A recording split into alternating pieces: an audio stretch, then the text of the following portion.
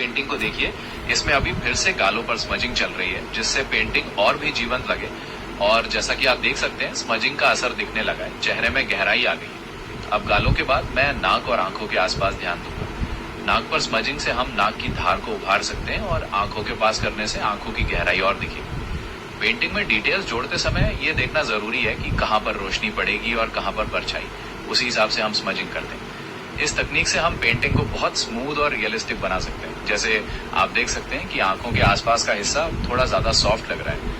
अगर आप ये पेंटिंग खरीदना चाहते हैं तो ये मात्र 1000 रुपए में उपलब्ध है। आप मुझे डीएम कर सकते हैं या कमेंट करके बता सकते हैं। खरीदने के कई तरीके हैं, आप जैसे चाहें वैसे संपर्क कर सकते हैं। इस पेंटिंग में मैंने कोशिश की है कि कृष्णा के चेहरे के भावों को बारीकी से दिखाऊं। स्मजिंग तकनीक से इसमें बहुत मदद मिली। हर एक स्ट्रोक, हर एक ब्लेंड मैंने बहुत सोच समझ कर किया है। आप बताइए, आपको ये पेंटिंग कैसी लगी? क्या कुछ खास लग रहा है इसमें? मुझे जरूर बताइए। और हाँ, मैं फिर से याद दिला दूं, ये पेंटिंग बिकने के लिए तैयार है, सिर्फ 1000 रुपए में। अगर आप इसे खरीदना चाहते हैं तो देर मत कीजिए, तुरंत डीएम करें या कमेंट बॉक्स में बताएं। आपकी पसंद की और भी पेंटिंग्स बनवा सकते हैं अगर आप चाहें तो। बताइए कैसा रहेगा।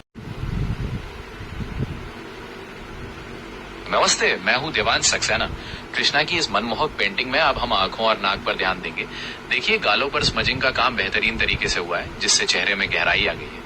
अब नाक पर हल्की शेडिंग करके हम नाक की धार को और उभार सकते हैं, जिससे चेहरा और सजीव लगेगा। और आंखों के आसपास स्मजिंग करने से आंखों की गहराई और बोलती हुई लगेगी। आंखों के एक्सप्रेशन, रोशनी और परछाई का खेल, ये सब आंखों के भावों को पूरी तरह बदल सकता है।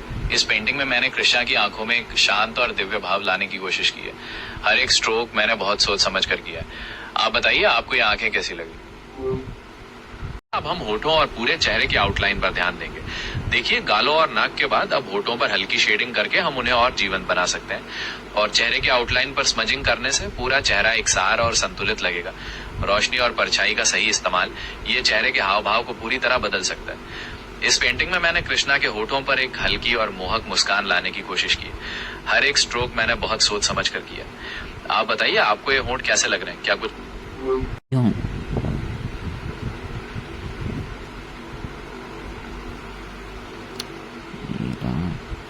बटन दबा दिया हूँ।